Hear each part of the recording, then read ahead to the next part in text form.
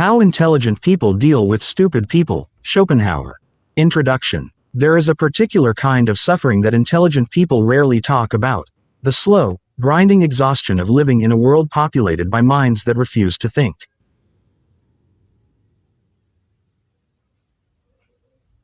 Arthur Schopenhauer knew this suffering intimately. He was a man of towering intellect, blistering honesty, and profound philosophical vision, and he spent most of his life feeling profoundly misunderstood, underestimated, and surrounded by what he considered the vast mediocrity of human thought. He didn't suffer in silence. He wrote about it, philosophized about it, and in doing so, gave future generations one of the most honest and useful frameworks for understanding the tension between intelligence and foolishness. Schopenhauer was not a gentle philosopher. He didn't sugarcoat his observations about human nature. He looked at the world with clear, unforgiving eyes and said what most people only dared to think. And what he saw disturbed him deeply, not because people were evil, but because they were thoughtless. They moved through life on instinct, habit, and vanity, never pausing to examine themselves or the world around them. To a mind as sharp and restless as Schopenhauer's, this was a form of spiritual death. And being forced to interact with such minds, in universities, salons, marketplaces, and homes, was its own particular torment.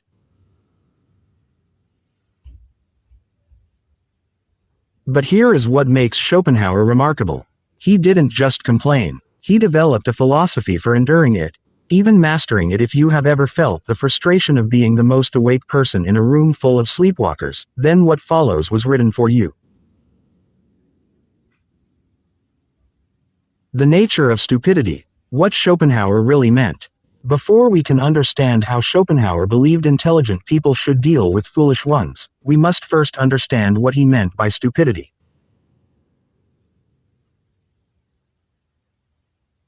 Because Schopenhauer was precise in his thinking, and he was not simply insulting people who lacked formal education or high test scores. He was pointing at something far deeper and more troubling, a failure of will, a failure of attention, a failure to look honestly at reality. For Schopenhauer, the intellect was an instrument, a tool given to human beings for the purpose of perceiving the world as it truly is. Most people, he argued, never truly use this instrument. Instead, they use their minds like a mirror turned inward, reflecting only their own desires, prejudices, and comforting illusions. The stupid person, in Schopenhauer's sense, is not necessarily the uneducated person. The stupid person is the one who cannot or will not think beyond the boundaries of what they already believe. They encounter a new idea, and instead of examining it, they reject it.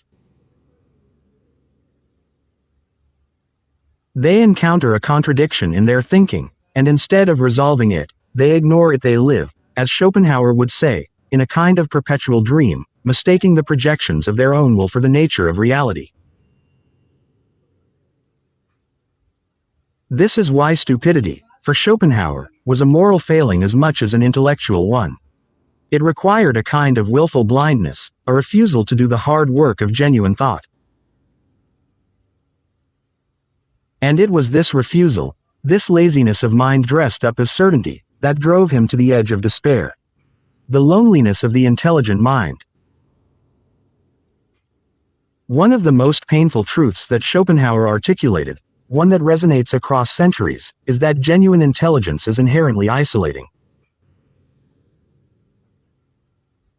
Not because intelligent people are arrogant or antisocial by nature, but because the experience of seeing clearly in a world that prefers comfortable illusions is, by its very nature, a lonely one. When you think deeply, you begin to notice things that others do not. You see the contradictions people live inside without realizing it. You see the gap between what people say and what they actually mean.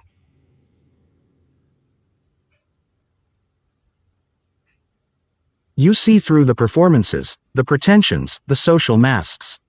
And once you see these things, you cannot unsee them. Schopenhauer wrote that the wise man will seek solitude, not because he hates people, but because he finds so little genuine nourishment in most human interaction. Small talk is not merely boring to such a mind, it is a kind of slow starvation. The conversations that most people find satisfying, gossip, complaints, idle opinions about trivial matters, leave the thinking person feeling hollowed out. They walk away from such exchanges not refreshed, but depleted. This is not a small thing. It is a source of profound suffering that many intelligent people carry silently, wondering if something is wrong with them. Why can't they simply enjoy the party? Why does the conversation at the dinner table feel so unbearably shallow? Why do they feel more alone in a crowd than they do in solitude? Schopenhauer's answer is simple and devastating. Because they are more alive to reality than those around them, and reality is not what most people are discussing. Why arguing with foolish people is a trap? Here is one of the most practically useful lessons that Schopenhauer ever offered, a lesson born not just from philosophy, but from hard personal experience.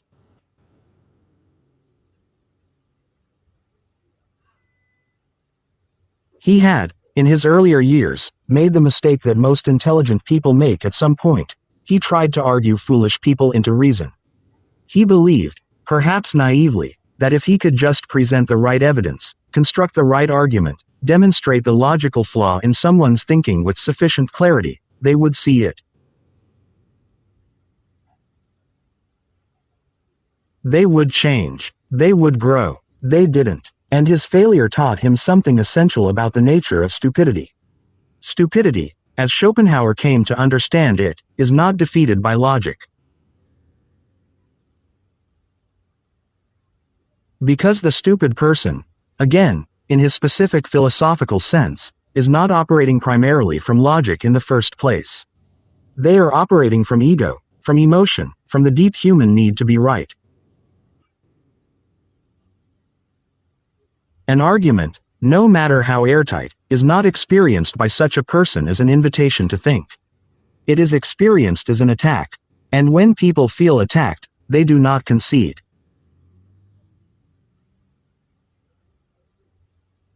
They entrench. Schopenhauer observed that in most arguments between people of unequal intellectual depth, the less thoughtful person will almost always appear to win.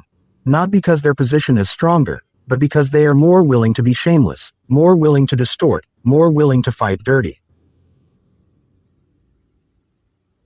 The intelligent person, bound by a commitment to honesty and precision, finds themselves at a structural disadvantage. Engaging too deeply is not a path to truth.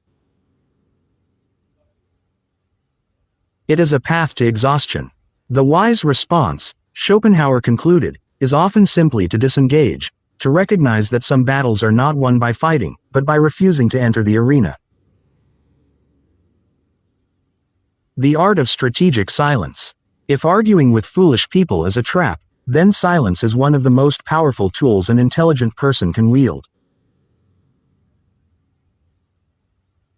Schopenhauer elevated silence to an art form, not the silence of cowardice or indifference, but the deliberate, strategic silence of a person who has learned to conserve their energy for what actually matters. He understood something that takes most people decades to learn, that the need to correct every wrong opinion, to respond to every provocation, to make every foolish person understand their own foolishness, this need is itself a kind of weakness. Why do we feel compelled to engage? Usually, it comes down to ego. We want to be understood. We want to be right out loud. We want the validation of winning the argument. But Schopenhauer would say that this desire reveals a dependence on the opinions of others that the truly wise person has largely overcome. If you are secure in your own understanding, you do not need the foolish person to agree with you. Their agreement adds nothing to the truth of your position, and their disagreement takes nothing away. There is a scene that Schopenhauer described, not dramatically, but philosophically, of the wise man in the midst of chaos, remaining still. While others argue and posture and perform, the wise man simply watches. He sees what is happening with full clarity. He is not absent. He is more present than anyone else in the room. But he has chosen where to invest his attention, and it is not in the futile labor of explaining himself to those who have already decided not to understand.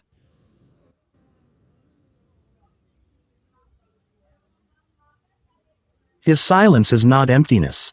It is the fullness of a mind that no longer needs external validation to feel real. Compassion without illusion. This is perhaps the most surprising and spiritually mature element of Schopenhauer's philosophy, because if you only read the surface of his work, you might conclude that he simply despised people. He was contemptuous. He was sharp. He could be withering in his assessments of human foolishness. But beneath all of that, there was something else, something that distinguished him from mere cynicism. There was compassion. Schopenhauer's entire metaphysical system was built on the idea that all living beings are expressions of the same blind, striving, suffering will. We are not separate islands of consciousness. We are all waves on the same dark ocean, driven by forces we barely understand, struggling toward satisfactions that always recede before us. The foolish person is not your enemy. They are you, in a different stage of suffering. They are living out the same fundamental drama of human existence, simply with less awareness of what is happening to them. When you see stupidity from this vantage point, something begins to shift. The irritation is still there. Schopenhauer never pretended otherwise, but underneath it, there is something softer. Pity. Not condescending pity, not the pity that looks down from a great height, but the quiet, aching pity of someone who recognizes a fellow sufferer. The foolish person is not stupid because they chose to be. They were shaped by forces beyond their control, by upbringing, by culture, by the particular configuration of their will. To be angry at them for their limitations is, in the end, a little like being angry at the rain. This does not mean tolerating abuse. It does not mean surrendering your peace to those who would drain it. But it means meeting foolishness with a kind of inner steadiness, not the coldness of contempt, but the warmth of genuine understanding. This is the beginning of true wisdom. Choosing your battles. The intelligence of withdrawal. Schopenhauer was not a passive philosopher. He did not advocate for complete withdrawal from the world or for the suppression of all response to foolishness. What he advocated for was discernment, the ability to know which situations merit engagement and which ones are best left alone. And this discernment, he believed, was itself a mark of genuine intelligence. The foolish person engages with everything. Every slight demands a response. Every argument demands a rebuttal. Every perceived disrespect demands a confrontation. There is something almost frantic in the way foolish people move through social life, always reactive, always performing, always measuring themselves against others. The intelligent person, by contrast, has learned to pause before responding. They have learned to ask, does this actually matter? Is there anything to be gained here?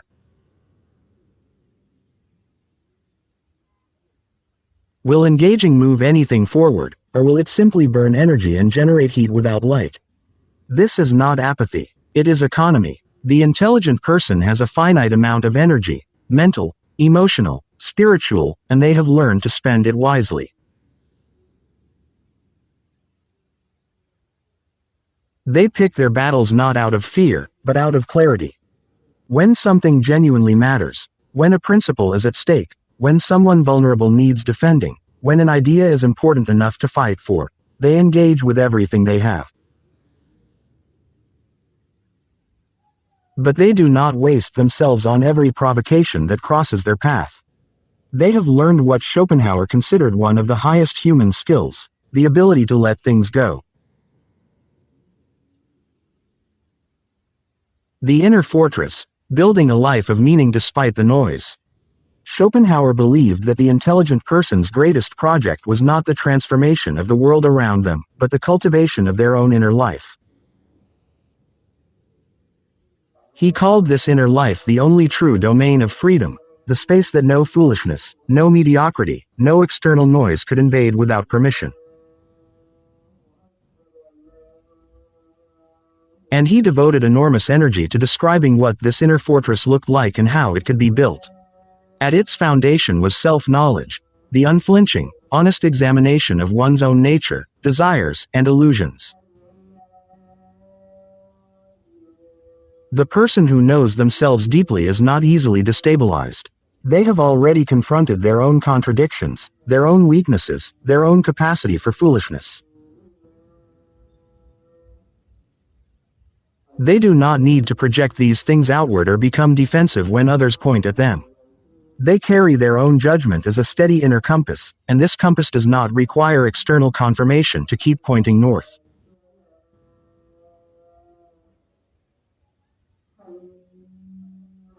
Above this foundation, Schopenhauer placed the life of the mind, philosophy, art, music, literature, the pursuit of genuine understanding.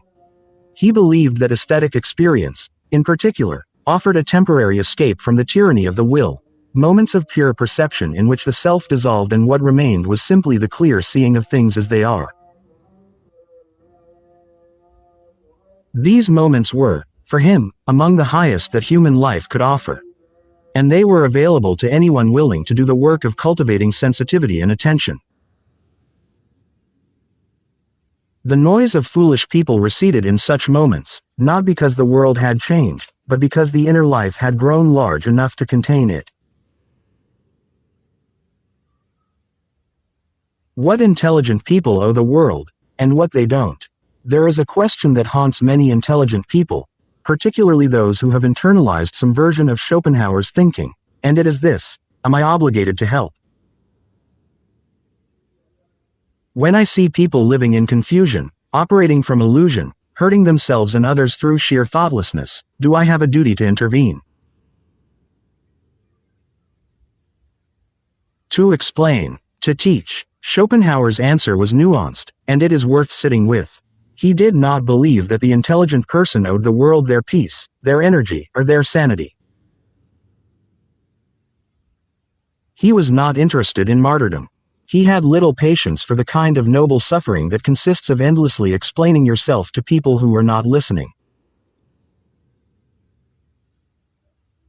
He would say, "You cannot force a mind to open. You cannot drag a person into awareness. Readiness must come from within, and until it does, your words will find no purchase."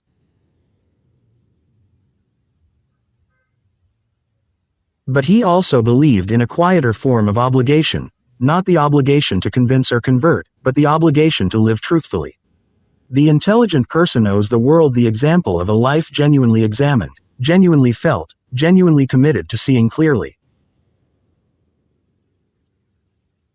Not performed wisdom, but real wisdom, the kind that shows up in how you treat the people around you, how you handle your own suffering, how you respond to injustice and beauty and loss. This is not nothing. In fact, it may be everything.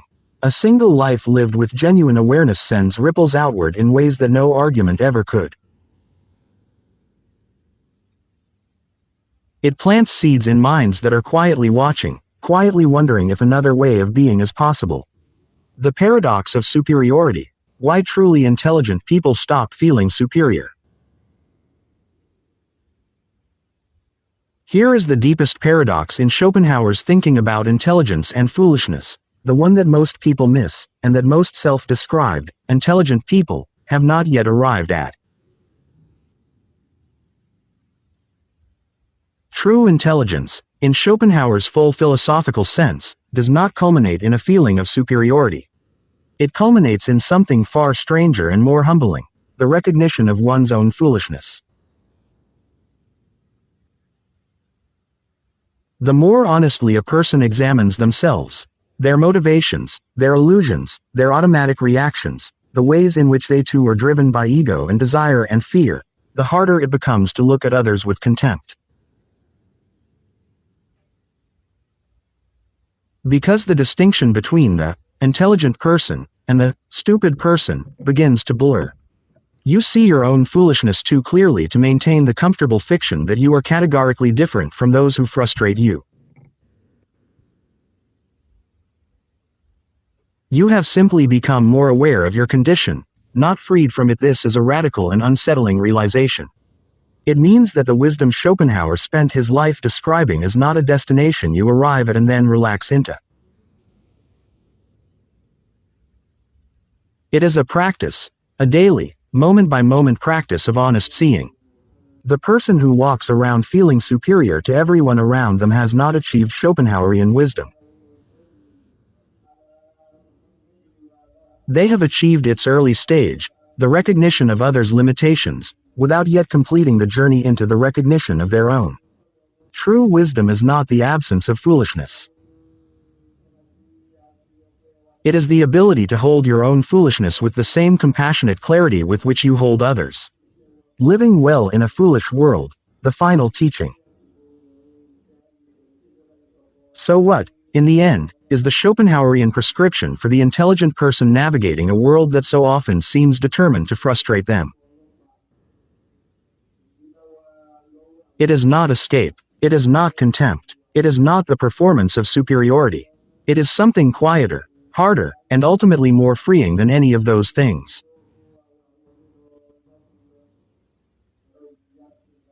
It is the cultivation of a life so rich in inner meaning, so grounded in genuine self-knowledge, so nourished by beauty and truth and honest connection with the few who genuinely share your depth, that the noise of the world's foolishness becomes, if not irrelevant, then at least manageable.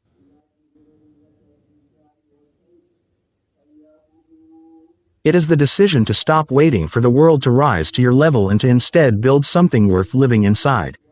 It is the practice of compassion. Real compassion, not performance, for the suffering of others, including the suffering that manifests as ignorance and cruelty and thoughtlessness.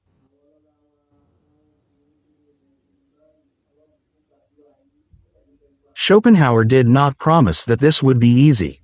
He would have laughed at such a promise. He knew, from long and difficult personal experience, that the life of genuine awareness is also a life of genuine pain, that to see clearly is to see how much is broken, how much is wasted, how much is lost to illusion and habit and fear. But he also knew, and this is the light that runs beneath all his darkness, that this same awareness opens the door to something that no amount of comfortable illusion can provide.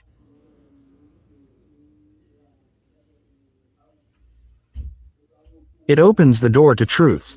And truth, however painful, is the only foundation on which a life of genuine dignity can be built. If this way of seeing the world speaks to something in you, if you have ever felt the particular loneliness of thinking deeply in a world that rewards thinking shallowly, then you are not alone. You never were, and the journey toward that inner fortress, that life of genuine awareness, begins not with mastering others, but with the patient, courageous, lifelong work of mastering yourself. If this moved something in you, if it articulated something you have long felt but never quite had the words for, then this channel was made for you. Subscribe and join a growing community of people who believe that the examined life is worth living. New videos go up regularly, and each one is crafted to give you not just ideas, but the kind of perspective that stays with you. Hit that subscribe button. The conversation is just beginning.